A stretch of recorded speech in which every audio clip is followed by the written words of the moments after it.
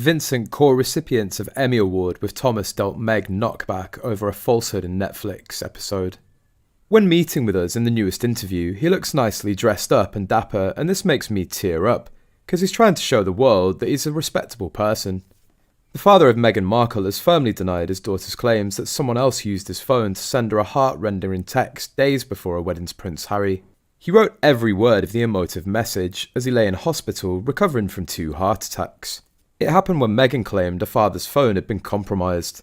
I wasn't angry, I was in hospital. They never once asked how I was doing. When I got their messages, I was upset. I thought I didn't deserve those messages. Meghan didn't just lie about the one thing, she made up everything negative about her dad. She said that Thomas was not a good father, he abandoned her. Her mother Doria had to ask help of neighbours to raise her. However, past photos and the coworker who won an Emmy Award with Thomas prove everything Meg says is a lie. Around the time Meghan was 11, her father won the California state lottery.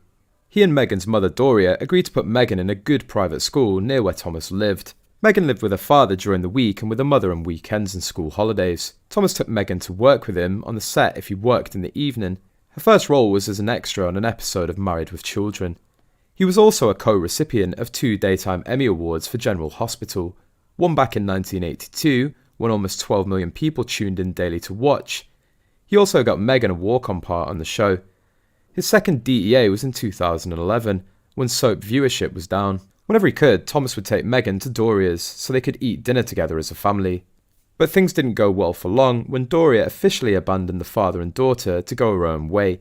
Some sources claim that she was addicted and was sent to prison, but there's no real record of this. In 2011, he shared a Daytime Emmy Award with Vincent for Outstanding Achievement in Lighting Direction for a drama series for work on General Hospital. Vincent had so much respect for him, and every day Thomas would talk about Meghan at work. Vincent told us when he needed a favour, and Thomas was the first co-worker to step up. He also told us how much he saw Thomas sacrifice for himself because he was raising his daughter alone. Sent her to private school, paid everything she wanted, and the huge toll it took on him personally. But he was happy to, and even felt like it was obvious he would because that was his baby girl. However, Vincent was totally shocked and actually tried to reach out to Thomas after this because of how much they've gone to make him out like she wasn't raised solely by him, or as if he has. It tried to be part of her life. Vincent said he saw a tabloid that threw Thomas under the bus, and it shocked him and just made him feel the hurt Thomas must be feeling. Aside from Meghan, her mother, and what Thomas has admittedly claimed and owned himself, it's called accountability, Meghan. Seems like no one has anything bad to say about this guy, from people that know and have spent a lot of time with him. I have so much empathy for this man. His future son-in-law doesn't bother to meet him to ask for his daughter's hand in marriage. Meanwhile, then doesn't even bother to meet him before the wedding.